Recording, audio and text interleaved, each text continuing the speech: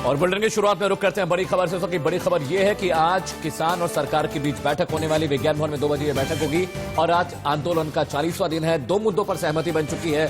बाकी के 2 मुद्दों पर आज किसान सरकार के साथ बातचीत करने वाले हैं। बिल्कुल 2 बजे आज बैठक होनी है और ये 8वें दौर की बातचीत होनी है किसान और सरकार के बीच में। हालांकि पहले ही 2 मांगों पर सहमति बन चुकी है किसानों और सरकार के बीच में, लेकिन अब बची हुई 2 मांगे, जिनमें से एक तीनों कृषि कानून रद्द किए जाए और एमएसपी की लिखित गारंटी हो, आश्वासन सरकार की तरफ से दिया जाए। अब इन 2 मांगों पर क्या कुछ रुख रहता है सरकार का, हर किसी की नजर इसी पर ही है और हम भी उम्मीद यही कर रहे हैं कि दरअसल अब जब 8वें दौर की ये बातचीत हो रही है किसानों के और सरकार के बीच में, तो अब सहमति बन जाए।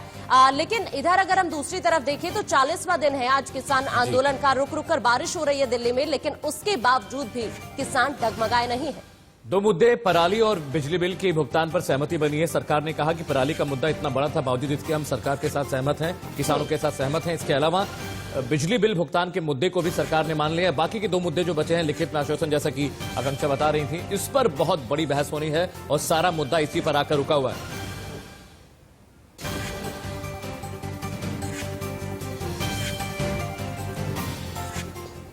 दिल्ली में 2 दिन से हो रही बारिश के बाद ठंड बढ़ गई है। सर्द हवाओं से लगता है कि जिंदगी जम जाएगी, लेकिन दिल्ली के बॉर्डर पर किसान आंदोलन का जो आलम है, वहां की तस्वीर देखें तो लगता नहीं भीषण ठंड किसानों के हौसले को तिनका भर भी डिगा पाई है। आंदोलन के 39 दिन बीत चुके हैं। किसानों ने हालांकि प्रेस कॉन्फ्रेंस की 39वें दिन और सरकार को आज होने वाली 8वीं वार्ता से पहले साफ लहजे में बता दिया कि कानून वापसी से कम पर उन्हें कुछ गवारा नहीं है। एक तरफ किसान सरकार में नहीं है तो दूसरी तरफ सियासत भी तेज है। राहुल गांधी ने आज सरकार पर सबसे तीखा हमला किया और किसान आंदोलन की तुलना 1917 में हुए चंपारण आंदोलन से करते हुए मोदी सरकार की तुलना अंग्रेजों से कर दी। राहुल ने वार किया तो सरकार की ओर से भी तुरंत पलटवार हुआ। आज होने वाली 8वीं वार्ता क्या सफल होगी? क्या दिल्ली के बॉर्डर पर कल से शांति कायम होगी? बड़ा सवाल यही है। बिल्कुल कड़ाके की ठंड और बारिश हो रही है, लेकिन उसके बावजूद भी किसान डगमगाने को तैयार नहीं है। किसानों का जोश हाई है, जज्बा है। किसान प्रदर्शन को दिल्ली बॉर्डर्स पर करीब 40 दिन हो चुके हैं। किसान अपनी मांगों पर डटे हुए हैं और अब सबको उम्मीदें हैं कल यानी 4 तारीख की उस मीटिंग से, जिसमें किसान के संगठन और सरकार के बीच बैठक होनी है। किसानों ने यह साफ कर दिया है कि अगर उनकी मांगे, जो 2 मुख्य मांगे बची हुई हैं, अगर वो पूरी नहीं होती हैं सरकार की तरफ से, जिसमें एक मांग ये है कि एमएसपी को लीगलाइज किया जाए और दूसरी अहम मांग ये है कि 3 जो कानून सरकार ने बनाए हैं उसको सरकार खारिज करे। ऐसे में कल का दिन बहुत ज्यादा अहम होने वाला है।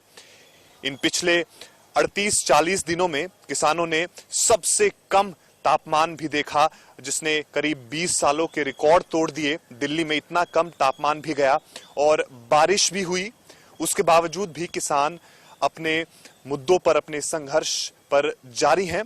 किसानों के नेताओं से हमने आज बात की, उनका ये साफ कहना है कि हमने अपनी स्ट्रेटजी और प्लानिंग तैयार कर ली है कि अगर कल बातचीत सरकार के साथ सक्सेसफुल नहीं रहती है तो किस तरह से उनको आगे देश भर में अपने इस प्रदर्शन को लेके जाना है। किसानों ने यह साफ कर दिया है कि ट्रैक्टर रैली भी 6 तारीख को होगी और साथ ही साथ उन्होंने देश भर के किसानों से यह आह्वान किया है कि 26 जनवरी को तमाम लोग दिल्ली पहुंचे, देश की राजधानी दिल्ली पहुंचे और ट्रैक्टर मार्च निकाले। और साथ ही साथ जो लोग अपने घर को छोड़कर दिल्ली नहीं आ सकते हैं, वो अपने घरों पर, अपने इलाकों में प्रदर्शन करके किसानों का साथ दें।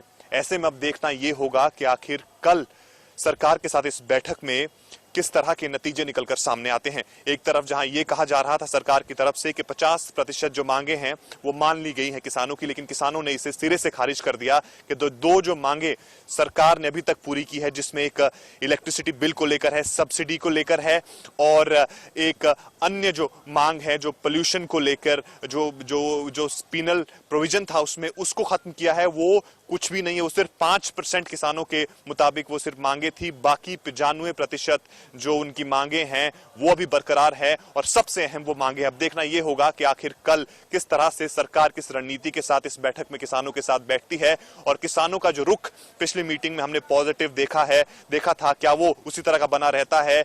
क्या किसान अपनी मांगे मनवाने में कामयाब होते हैं या एक बार फिर सरकार की तरफ से कोई और तारीख दी जाती है? तमाम चीजें कल धीरे धीरे करके अनफोल्ड होंगी। अब देखना यह होगा कि आखिर कल जब ये मीटिंग होती है, खत्म होती है, तो क्या नतीजा इस मीटिंग से निकलता है। कैमरामैन शुभशीष के साथ अरुण धांटा, इंडिया न्यूज। और अब बात कोरोना की कर लेते। कोरोना के खिलाफ जंग में देश को दोहरी खुशी मिली। डीसीजीआई यानी drug control general of India ने सीरम इंस्टीट्यूट की वैक्सीन कोविशील्ड और भारत बायोटेक की वैक्सीन कोवैक्सीन के इमरजेंसी इस्तेमाल को मंजूरी दे दी है। अब ये वैक्सीन देश में आम लोगों के लिए जल्द ही उपलब्ध होगी। डीसीजीआई ने दावा किया कि दोनों ही वैक्सीन पूरी तरह से सुरक्षित है और इसका इस्तेमाल इमरजेंसी की स्थिति में किया जा सकेगा। वैक्सीन की 2-2 डोज इंजेक्शन के रूप में दी जाएगी और इन दोनों वैक्सीन को 2 से 8 डिग्री के तापमान में सुरक्षित रखा जा सकेगा। The subject expert committee of Central Drug Standard Control Organization met on 1st and 2nd January 2021 and made recommendations in respect of proposal for restricted emergency approval of COVID-19 virus vaccine of Serum Institute of India and Messrs. Bharat Biotech, as well as phase 3 clinical trial of Messrs. Cadila Healthcare Limited. Messrs. Serum Institute of India, Pune has presented a recombinant chimpanzee adenovirus vector, Covishield. The firm submitted safety, immunogenicity and efficacy data generated on 23,745 participants. Messrs. Bharat Biotech has developed a whole virion inactivated coronavirus vaccine named Covaxin, and the vaccine has been found to be safe as per the data available till date. Messrs. Serum and Messrs. Bharat Biotech vaccines have to be administered in 2 doses. All the 3 vaccines have to be stored at 2 to 8 degree centigrade. दोनों vaccine को मंजूरी मिलने पर PM Modi ने tweet करके खुशी जाहिर की। पीएम मोदी ने लिखा, यह गर्व की बात है कि जिन 2 वैक्सीन की इमरजेंसी इस्तेमाल को मंजूरी दी गई है वो दोनों मेड इन इंडिया हैं। यह आत्मनिर्भर भारत के सपने को पूरा करने के लिए हमारे वैज्ञानिक समुदाय की इच्छा शक्ति को दर्शाता है। वो आत्मनिर्भर भारत जिसका आधार है सर्वे भवन्तु सुखिनः सर्वे सन्तु निरामया। वैश्विक महामारी के खिलाफ भारत की जंग में एक निर्णायक क्षण है। ये तमाम बातें पीएम ने ट्वीट कर कही। पूरा देश एक साथ कोरोना से लड़ा। पूरा देश अब एक साथ कोरोना पर विजय की अंतिम लड़ाई का साक्षी बन रहा है। भारत सरकार के साथ साथ अब देश ने कमर कस ली है। कोरोना को देश से बाहर करने की ठान ली है। कोरोना के खिलाफ जारी जंग को जीतने के लिए मंजूरी मिलने का इंतजार था और मंजूरी मिल चुकी है। Messrs. Serum and Messrs. Bharat Biotech vaccines have to be administered in 2 doses. All the 3 vaccines have to be stored at 2 to 8 degree centigrade. Bharat को वैक्सीन मिलने का इंतजार था, वैक्सीन मिल चुकी है, जिसमें एक भारत की स्वदेशी वैक्सीन कोवैक्सीन है तो दूसरी ऑक्सफोर्ड और एस्ट्राजेनेका की साझेदारी में सीरम इंस्टीट्यूट में बन रही कोविशील्ड है। माना जा रहा है कि अगले हफ्ते की 6 तारीख को देश में वैक्सीन लगनी शुरू हो जाएगी। The subject expert committee of Central Drug Standard Control Organization met on 1st and 2nd January 2021 and made recommendations in respect of proposal for restricted emergency approval of COVID-19 virus vaccine of Serum Institute of India and Messrs. Bharat Biotech, as well as phase 3 clinical trial of Messrs. Cadila Healthcare Limited.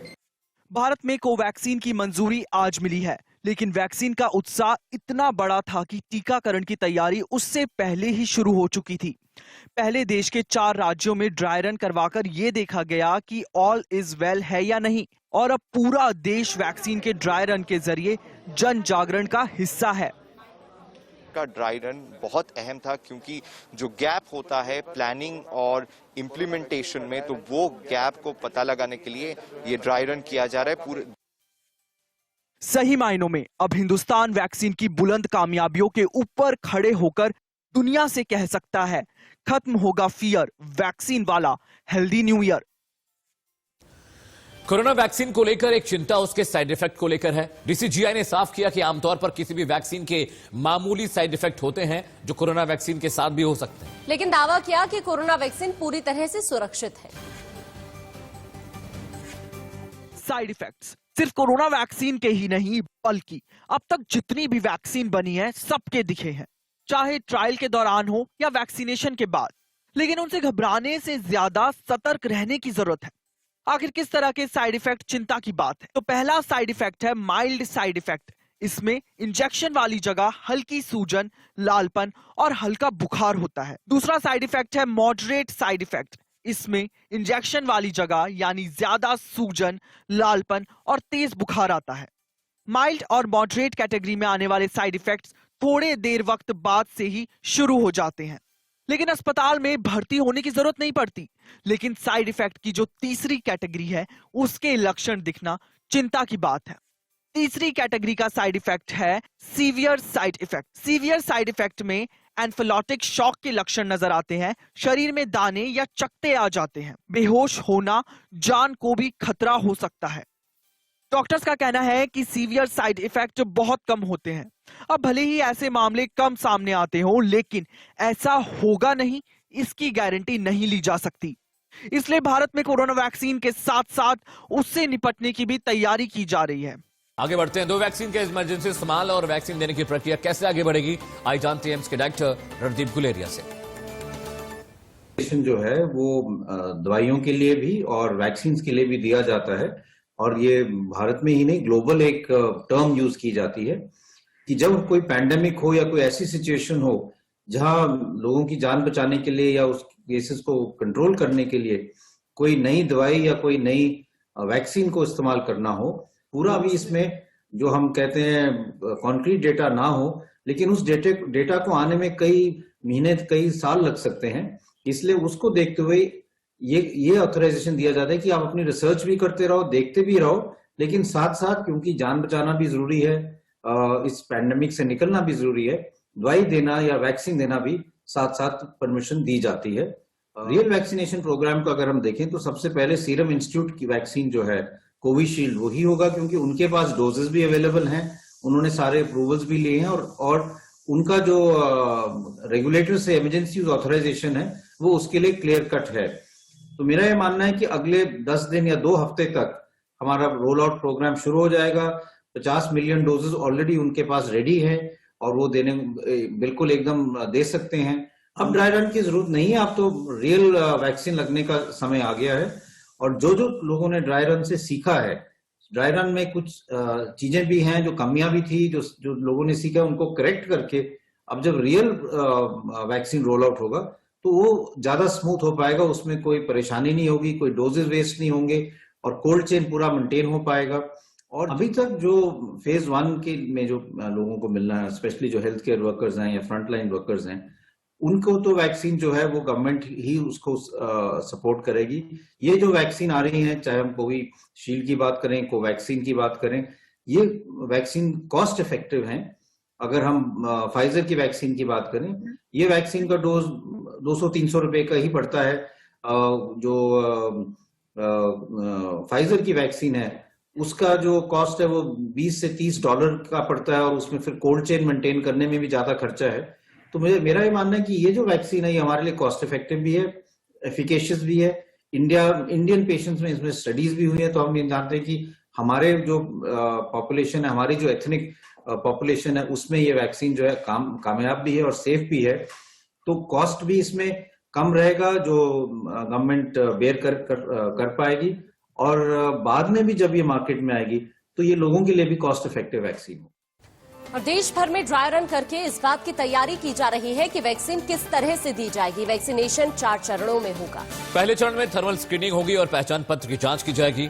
दूसरे चरण में vaccination की पर्ची दी जाएगी। इसके बाद vaccine room में vaccination होगा, इसमें 5 मिनट का वक्त लगेगा। इसके बाद आधे घंटे तक ऑब्जर्वेशन में रखा जाएगा ताकि साइड इफेक्ट को देखा और समझा जा सके, फिर प्रमाण पत्र दिया जाएगा। और अब 4 तस्वीरें हम आपको दिखा रहे हैं, थर्मल स्क्रीनिंग की तस्वीर हम आपको दिखा रहे हैं, और साथ साथ देखिए जब वैक्सीनेशन होगा तो पूरी प्रक्रिया किस तरह से होगी, ये तमाम बातें देखी गई है ड्राई रन के जरिए, और दूसरे चरण भी हम आपको दिखा रहे हैं।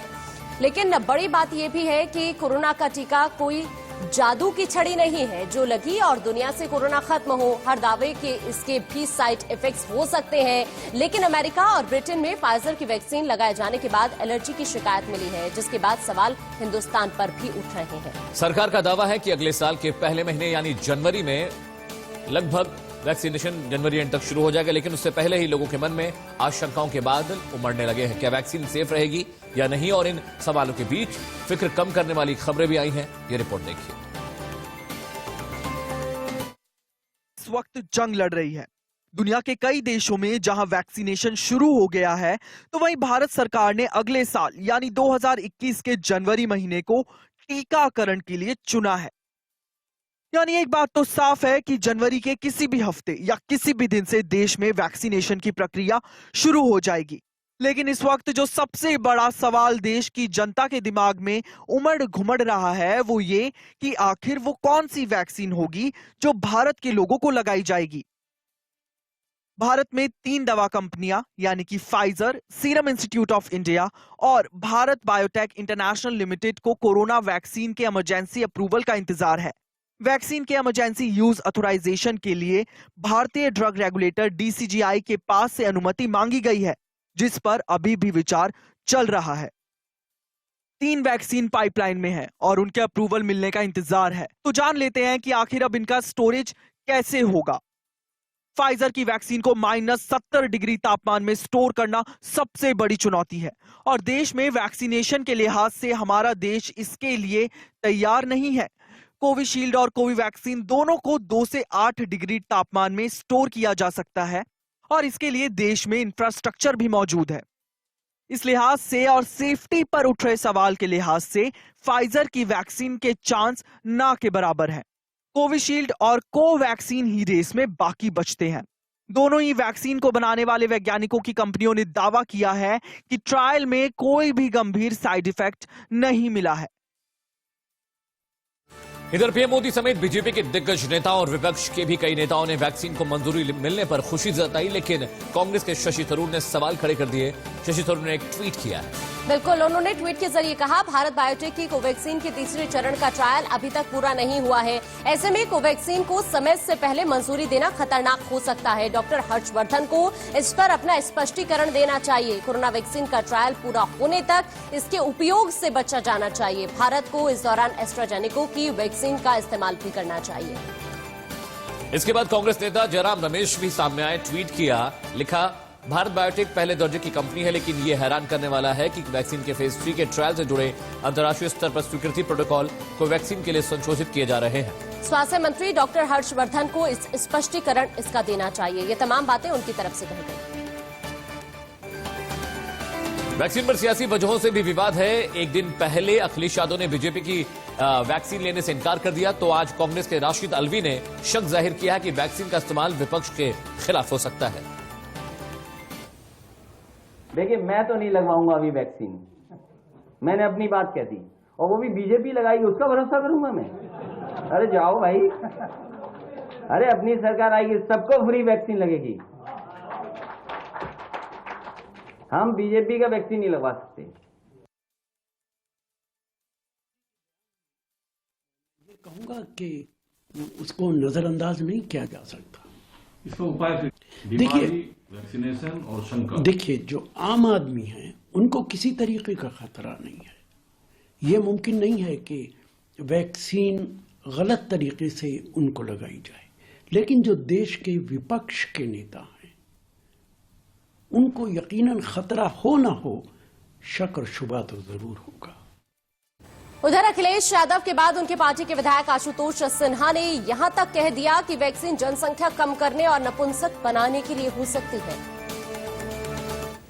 और हमें लगता है कि बाद में लोग कह दें कि नहीं, जनसंख्या कम करने के लिए, मारने के लिए लगा दी वैक्सीन, तो आप नपुंसक बना, कुछ भी हो सकता है। तो इसलिए अगर आदरणीय अखिलेश यादव जी ने इस बात को कहा है, तो हमें लगता है सिर्फ समाजवादी पार्टी नहीं, पूरे प्रदेश की किसी जनता को वैक्सीन नहीं लगवाना चाहिए।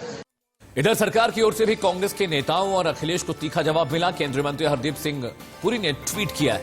बिल्कुल, उन्होंने ट्वीट के जरिए कहा, हमारे मित्र इस बात से दुखी हैं कि डीसीजीआई से जिन 2 वैक्सीन को मंजूरी मिली है वो भारत में बनी है। ये सभी क्या चाहते हैं और क्या कहते हैं, इन्हें कुछ भी नहीं पता है। ये सब भारत में बनी वैक्सीन से निराश हो गए हैं। ये कभी हमारे सेना के शौर्य पर भी सवाल उठाते हैं तो कभी वैज्ञानिकों के काम पर। दरअसल ये सभी राजनीतिक हाशिए पर है और इसी वजह से ये सभी इसी तरह की बातें कर रहे हैं। तमाम बातें उनकी तरफ से कही गई। और दिल्ली एनसीआर में हुई झमाझम बारिश ने ठिठुरन और ज्यादा बढ़ा दी है। दिल्ली एनसीआर में रुक रुक कर हो रही बारिश ने लोगों की परेशानी बढ़ा दी है। ऊपर से ठंड की दोहरी और मुसीबत बन गई है तो वहीं जम्मू कश्मीर में नए साल पर सैलानियों को बर्फबारी का तोहफा मिला, लेकिन इस सफेद चादर से स्थानीय लोगों की मुश्किलें बढ़ा दी हैं। मौसम विभाग के मुताबिक 4 और 5 जनवरी को जम्मू और कश्मीर के कुछ हिस्से में भारी बारिश और बर्फबारी की चेतावनी है। पिछले दिन से मौसम में बदलाव आना शुरू हो जाएगा और कुछ हिस्सों में बारिश हो सकती है। बिल्कुल, ये कुछ तस्वीरें हम आपको दिखा रहे हैं। मैदानी इलाकों की तस्वीर दिखा रहे हैं और उसके साथ साथ पहाड़ी इलाकों में किस तरह से बर्फबारी हो रही है, उसी का नतीजा है कि मैदानी इलाकों में ठंड बहुत ज्यादा बढ़ गई है। दिल्ली की कुछ तस्वीरें हम आपको दिखा रहे हैं और साथ साथ जम्मू कश्मीर की कुछ तस्वीरें भी हम आपको दिखा रहे हैं कि किस तरह से बर्फबारी हो रही है। सैलानी लुत्फ उठाते हुए बर्फबारी का नजर आ रहे हैं, लेकिन यहाँ पर जो मैदानी इलाके हैं उनमें लोगों की मुसीबत ज्यादा बढ़ गई है। हालांकि अब मौसम विभाग ने कहा है कि देखिए 6 जनवरी तक अभी राहत की कोई उम्मीद नहीं है, रुक रुक कर बारिश हो सकती है, यानी कि आने वाले दिनों में और ज्यादा ठंड बढ़ सकती है। और अगली तस्वीर दिल्ली जनपथ बारापुरा रोड की है, चांदनी चौक की है, कनॉट प्लेस, आरकेपुरम, अक्षरधाम, ये तमाम वो इलाके हैं जहां पे कल पूरे दिन बारिश होती रही, ठंड बढ़ी और आज सुबह कोहरा बहुत ज्यादा कोहरा था, विजिबिलिटी करीब करीब 0 थी। पहाड़ी इलाकों में जो बर्फबारी हो रही है उसका सीधा असर मैदानी इलाकों पर देखने को मिला है। मौसम विभाग ने ऑरेंज अलर्ट जारी करते हुए कहा कि आने वाले 1 हफ्ते और मुश्किल भरे हो सकते हैं। दिल्ली में नए साल के बाद से तापमान में लगातार गिरावट दर्ज की जा रही है। तस्वीरें आपकी टीवी स्क्रीन पर है, अलग अलग जगह की जनपद की तस्वीर आपको दिखा रहे हैं। बारापुरा रोड की तस्वीर, चांदनी चौक की तस्वीर, अक्षरधाम की तस्वीर आपको दिखा रहे हैं, आरकेपुरम और साथ साथ कनॉट प्लेस की तस्वीर भी हम आपको दिखा रहे हैं, जहां पर रुक रुक कर बारिश हुई जिसकी वजह से ठंड बढ़ गई। दिल्ली में ठंड और बारिश की डबल डोज पर हमारे संवाददाता सुमित दुबे की एक ग्राउंड रिपोर्ट देख लीजिए। शुरुआत में दिल्ली को जहां कड़ाके की ठंड का सामना तो करना ही पड़ रहा है, लेकिन अब उस पर बारिश का कहर भी जारी है। रविवार के दिन सुबह से ही दिल्ली में चारों तरफ लगातार बारिश होती रही और इस वक्त हम सेंट्रल दिल्ली में हैं। यहाँ के हालात हम दिखा रहे हैं किस तरीके से सड़कों पर पानी भी थोड़ा बहुत भरा हुआ है और लोग इस लगातार जो बारिश ठहर ठहर कर हो रही है, बीच बीच में थोड़ी सी रुक जाती है लेकिन हो रही है, उसको चलते लोगों को परेशानी का सामना भी करना पड़ रहा है। हालांकि रविवार का दिन है इसलिए ज़्यादा लोग आज बाहर नहीं निकले हैं, लेकिन जो अपने ज़रूरी काम की वजह से बाहर निकले हैं उनको परेशानियों का सामना यहाँ करना पड़ रहा है। दिल्ली के अलग अलग इलाकों में कई जगह ऐसी भी खबरें आई हैं कि जहाँ पानी भर भी गया है, जिससे परेशानी बढ़ी है लोगों की। ऐसे में ये बारिश जो वेस्टर्न डिस्टर्बेंस के चलते दिल्ली में ये जो अचानक बारिश हुई है, इससे लोगों की परेशानी के साथ साथ अब ठंड के भी और ज़्यादा बढ़ने की आशंका प्रबल हो गई है। मौसम विभाग ने जो अनुमान व्यक्त किया उसके मुताबिक आने वाले दिनों में भी दिल्ली में बारिश इसी तरह होती रहेगी, क्योंकि जो नॉर्थ ईस्ट राजस्थान और हरियाणा की तरफ से भी कुछ बादल दिल्ली की तरफ आ रहे हैं, जिसके चलते यहाँ बारिश और होगी और हो सकता है आने वाले 2 दिनों में ओले भी दिल्ली में पड़े। अगर ऐसा होता है तो दिल्ली के लोगों की परेशानी निश्चित रूप से काफ़ी बढ़ जाएगी, क्योंकि ठंड ऑलरेडी काफ़ी है और ऐसे में बारिश होने के बाद, क्योंकि इससे पहले जब ठंड पड़ती थी तो दिन में धूप निकलती थी जिसके चलते थोड़ी राहत मिल जाती थी, लेकिन कल हल्की सी बारिश हुई, थोड़ी बहुत धूप निकली, लेकिन रविवार के दिन सुबह से लगातार रुक रुक कर बारिश हो रही है और धूप के दर्शन नहीं हो रहे हैं। ऐसे में ठंड से जूझ रही दिल्ली के लिए इन हालात से निपटना और ज़्यादा मुश्किल हो गया है। कैमरामैन पंकज गुप्ता के साथ सुमित कुमार दुबे, इंडिया न्यूज, दिल्ली। और पहाड़ों में हो रही बर्फबारी के चलते मैदानों में बारिश भी जारी है। दिल्ली में झमाझम बारिश ने पूरी दिल्ली को तरबतर कर दिया। लेकिन मौसम विभाग ने माने तो आने वाले 3 से 4 दिनों में दिल्ली पर और भारी रहने वाली ठंड भी बढ़ेगी और बारिश भी हो सकती है। जाने वाली देश की राजधानी दिल्ली और एनसीआर के लोग जब आज तड़के गहरी नींद में थे, तभी झमाझम बारिश ने पूरे इलाके को तरपतर कर दिया। राजधानी के आसमान में छाए घने काले बादल जमकर न सिर्फ गरजे बल्कि बरसे भी, और इतने बरसे कि पूरी दिल्ली एनसीआर को भिगो दिया। दिल्ली के साथ साथ नोएडा, गाजियाबाद और गुरुग्राम के पूरे इलाके में मौसम की मार पड़ी और जमकर बारिश हुई। सुबह तड़के 4 से 5 बजे शुरू हुई बारिश दोपहर तक होती रही। सुबह ही थोड़ी देर में 25 मिलीलीटर कर बारिश हो गई। दिल्ली की ये तस्वीरें बता रही हैं कि नए साल का सर्द आगाज सितम ढा रहा है। 2021 के शुरुआत के साथ ही दिल्ली एनसीआर पर मौसम की टेढ़ी नजर पड़ी। पारा कुछ बढ़ा तो आफत बढ़ने के लिए बारिश आ गई। सुबह से दिल्ली में आसमान से बारिश होती रही और अलसाई दिल्ली इस अनचाही आफत से बचने की कोशिश करती रही। राजपथ से लेकर अक्षरधाम तक, चांदनी चौक से लेकर बारापुला तक, आरके पुरम से लेकर कनॉट प्लेस तक पूरी दिल्ली सुबह सुबह ऐसे भीगी जैसे जनवरी में जुलाई वाला मॉनसून आ गया हो। मैं अभी सत्य निकेतन इलाके में खड़ा हूँ। यहाँ पे आप देख सकते हैं कि रोड जो है, रोड पे पूरा पानी भर गया है और आगे की अगर तरफ हम देखें तो वहाँ पे इतना पानी भर गया है कि बसों में जो लो फ्लोर बसेस है उसके अंदर पानी घुस रहा है अब। और ये पूरा जो इलाका है यहाँ पे अब सेप्टिक टैंक से पानी को निकाला जा रहा है, यहाँ के ड्रेनेज सिस्टम को खाली किया जा रहा है। इतनी भीषण ठंड में जब दिल्ली के तापमान जो है करीबन 1 से 2 डिग्री सेल्सियस के आसपास चल रहा था, तो उस वक्त पर इतनी बारिश देखने को मिल रही है। और यही आप देख पाएंगे अपने आसपास दिल्ली वासी जितने भी हैं कि आसपास के इलाकों में काफी हद तक जो है कोहरा हट चुका है। पर कोहरा हटने की वजह से अब यही होगा कि जो तेज हवाएं वो जरूर चल रही है। और तापमान की अगर हम बात करें तो उम्मीद यही की जा रही है कि अगले 1-2 दिन तक बारिश चलती रहेगी। नोएडा के साथ साथ गाजियाबाद के तमाम इलाकों में बारिश ने लोगों को घरों में दुबकने के लिए मजबूर कर दिया और सड़क सूनी नजर आई।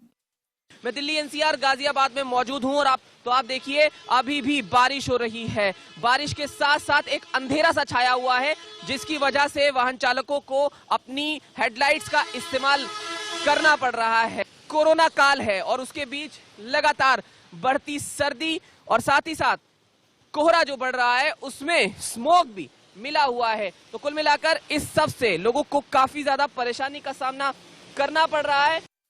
इस बीच मौसम विभाग ने चेताया कि अगले 3-4 दिन तक दिल्ली में बारिश होती रहेगी और इसकी बानगी दिख भी गई। मौसम विभाग की नई चेतावनी आई है कि दिल्ली एनसीआर में ओले गिरेंगे। मौसम विभाग के मुताबिक सोमवार को पश्चिमी विक्षोभ अपने उच्च स्तर पर होगा और बिगड़े मौसम की मार अभी 6 जनवरी तक ऐसे ही जारी रहेगी। नए साल में दिल्ली के लिए मौसम विभाग ने ऑरेंज और येलो अलर्ट जारी कर दिया है। सोमवार को ऑरेंज अलर्ट यानी खराब मौसम के लिए तैयार रहें, बाहर ना निकले। मंगलवार को येलो अलर्ट जारी किया गया है। उस दिन भी संभल कर रहना होगा। आने वाले 3 से 4 दिन में तेज हवाएं चलेंगी। शीतलहर का सिलसिला यूं ही चलता रहेगा। मौसम विभाग की तरफ से पहले ही अंदेशा जताया गया था कि इस साल की शुरुआत के तीसरे दिन से ही दिल्ली एनसीआर और उत्तर भारत में कड़ाके की ठंड के साथ साथ बारिश हो सकती है, जिसका असर वाराणसी में भी दिखा है। पहाड़ी क्षेत्रों में हो रही बर्फबारी का साफ असर मैदानी क्षेत्रों में देखा जा सकता है। जी हाँ, मैदानी क्षेत्रों में ठंड काफी बढ़ गई है और लोग ठंड से दुबके हुए हैं। सड़कों पे जो ट्रैफिक है वो आम दिनों के अपेक्षा काफी कम है, गाड़ियां भी काफी कम चल रही हैं। और बात नगर निगम की जाए अलाव जलाने की जिससे ठंड से बचें लोग, वो नाकाफी साबित हो रहा है, क्योंकि बनारस के जो चुनिंदा जगहों को छोड़ के कहीं भी अलाव की व्यवस्था नहीं देखी जा रही है। हाँ, लोग अपने से जुगत कर रहे हैं ठंड से बचने के लिए और ठंड को भगाने के लिए पूरा प्रयास कर रहे हैं। लोग घर से कम निकल रहे हैं। बुजुर्ग बच्चे जो घर से काफी कम निकल रहे हैं, जो मॉर्निंग वॉक पे जो निकलते थे लोग, वो काफी कम देखे जा रहे हैं। साथ ही आने वाले दिनों में शीतलहर का प्रकोप फिर से दिल्ली एनसीआर को परेशान करेगा। साल के शुरुआत के पहले दिन ही घने कोहरे और तापमान में जिस तरह से गिरावट दर्ज की गई थी, उसने पिछले 14 साल का रिकॉर्ड तोड़ दिया है। और अब आपको दिल्ली कैंट से आदित्य नार की रिपोर्ट दिखा देते हैं। दिल्ली एनसीआर में आज सुबह से ही काफी तेज बारिश देखने को मिली है और मैं अभी सत्य निकेतन इलाके में खड़ा हूँ। यहाँ पे आप देख सकते हैं कि रोड जो है, रोड पे पूरा पानी भर गया है और आगे की अगर तरफ हम देखें तो वहाँ पे इतना पानी भर गया है कि बसों में जो लो फ्लोर बसेस है उसके अंदर पानी घुस रहा है अब। और ये पूरा जो इलाका है यहाँ पे अब सेप्टिक टैंक से पानी को निकाला जा रहा है, यहाँ के ड्रेनेज सिस्टम को खाली किया जा रहा है। इतनी भीषण ठंड में जब दिल्ली के तापमान जो है करीबन 1 से 2 डिग्री सेल्सियस के आसपास चल रहा था, तो उस वक्त पर इतनी बारिश देखने को मिल रही है। और यही आप देख पाएंगे अपने आसपास दिल्ली वासी जितने भी हैं कि आसपास के इलाकों में काफी हद तक जो है कोहरा हट चुका है, पर कोहरा हटने की वजह से अब यही होगा कि जो तेज हवाएं वो जरूर चल रही है। और तापमान की अगर हम बात करें तो उम्मीद यही की जा रही है कि अगले 1-2 दिन तक बारिश चलती रहेगी और तापमान जो है अगले 1-2 दिन तक और गिरता रहेगा। एक बार ये बारिश रुक जाए, जो कि उम्मीद कर रहे हैं कि IMD बता रहे हैं कि परसों तक रुक जाएगी, उसके बाद तापमान हो सकता है वापस 1 से 2 डिग्री सेल्सियस में पहुंचे। पर अभी के लिए तेज बारिश दिल्ली और NCR के आज और कल तक देखना ही पड़ेगा। कैमरा पर्सन पवन के साथ मैं आदित्य नायर, इंडिया न्यूज, दिल्ली। और पूरा उत्तर भारत सर्दी की चपेट में है। कहीं शीतलहर, कोहरा और बारिश से लोगों का बुरा हाल है, तो पहाड़ों पर जमकर बर्फबारी हो रही है। आपकी टीवी स्क्रीन पर 5 तस्वीरें हैं शिमला, मनाली, गुलमर्ग, श्रीनगर, जोजिला, जहां पर लगातार बर्फबारी हो रही है। पूरी पहाड़ियां बर्फ की चादर से ढक गई हैं और लगातार सैलानी इसका आनंद ले रहे हैं, लेकिन जो स्थानीय लोग हैं उनको दिक्कत पेश आ रही है। आवाजाही पे पाबंदी लग गई है, जो रसद है, जो जरूरी सामान है, उनकी सप्लाई नहीं हो पा रही है। ये आपकी टीवी स्क्रीन पर 5 तस्वीरें हैं। शिमला, गुलमर्ग, श्रीनगर, मनाली और जोजिला की ये तस्वीरें हम आपको दिखा रहे हैं कि किस तरह से इन पहाड़ी इलाकों में बर्फबारी हो रही है। लेकिन ये खुशखबरी सैलानियों के लिए कि वो बर्फबारी का लुत्फ उठा पा रहे हैं। लेकिन यहाँ पर बड़ी बात है कि जो स्थानीय निवासी है उनको काफी दिक्कतों का सामना करना पड़ रहा है, क्योंकि आम जनजीवन पूरी तरह से अस्त व्यस्त हो गया है इन बर्फबारी की वजह से। एक बार फिर से बंद हो गया है। बीती रात से जारी बारिश और भारी बर्फबारी के बाद ये हाईवे बंद किया गया है। आप मेरे पीछे देखेंगे तो ये जम्मू श्रीनगर नेशनल हाईवे का नगरोटा जो का इलाका है और यहाँ देखेंगे ट्रैफिक पुलिस कर्मी लगातार लोगों को रोक रहे हैं ताकि किसी भी तरीके से जो गाड़ियां कश्मीर जाने वाली हैं वो यहाँ से आगे ना जाने पाए। और हाईवे बंद होने की वजह से सैकड़ों की तादाद में गाड़ियां जो मालवाहक ट्रक हैं या पैसेंजर गाड़ियां हैं वो भी हाईवे पे फंस गई हैं। वजह बड़ी साफ है क्योंकि हाईवे पर इस वक्त फिसलन का होती है। ऐसे में अगर किसी भी गाड़ी को आगे छोड़ा जाता है तो उनके लिए रिस्की हो सकता है। इसी वजह से जो है प्रशासन की तरफ से हाईवे पर ट्रैफिक को बंद किया गया है। जबकि अगर बात की जाए बनिहाल टनल के इलाके की जहां पर ये बर्फबारी हुई है, ये बर्फबारी की बात की जाए तो लगभग 1 फीट के करीब जो बर्फ है इस वक्त हाईवे पर जो है आपको बता दूं कि जमा हो गई है बनिहाल टनल के आसपास के इलाके में। और वहां पर लगातार मशीन्स के जरिए जो है उस बर्फ को हटाने का काम चल रहा है, मगर जब तक ये बर्फ साफ नहीं हो जाती काफी परेशानियां हो सकती हैं। हालांकि बनिहाल इलाके की बात करें तो वहां अभी भी ताजा बर्फबारी हो रही है। मौसम विभाग ने पहले ही 3 दिनों तक बारिश और बर्फबारी का जो है वो उम्मीद जताई थी और उसी के बाद ये फैसला लिया गया था कि एडवांस में ट्रैफिक पुलिस ने यहाँ पर गाड़ियों को रोका था ताकि किसी भी तरह से जो लोग हाईवे पे जाते हैं वो वहाँ पे फंस ना जाएं। और लोगों को लगातार यहाँ पर रोक कर जो है एक ये अपील की जा रही है कि लोग हाईवे की ओर ना बढ़ें, क्योंकि अगर वो आगे जाते हैं और वो रास्ते में फंस जाते हैं तो उनके लिए काफ़ी दिक्कतें जो है वो हो सकती हैं। और इसीलिए लगातार जो है प्रशासन की तरफ से कहा जा रहा है कि लोग जो है इस हाईवे पर जो है वो थोड़ा संयम बरतें और एहतियातन गाड़ियों को लेकर अभी ना जाएं। अनुज कुमार के साथ Aziz India, India news, Jammu. Himachal Pradesh की राजधानी शिमला हमेशा बर्फबारी से घिरी रहने वाली शिमला का नजारा कुछ और ही है। बर्फबारी वाले इलाकों में सूर्य की रोशनी से जगमगा रही शिमला से हमारे संवाददाता की ग्राउंड जीरो से रिपोर्ट आप देखिए। जो सैलानियों का आकर्षण का केंद्र बना रहता है, इस वक्त हिमाचल प्रदेश की राजधानी शिमला में धूप का मौसम है।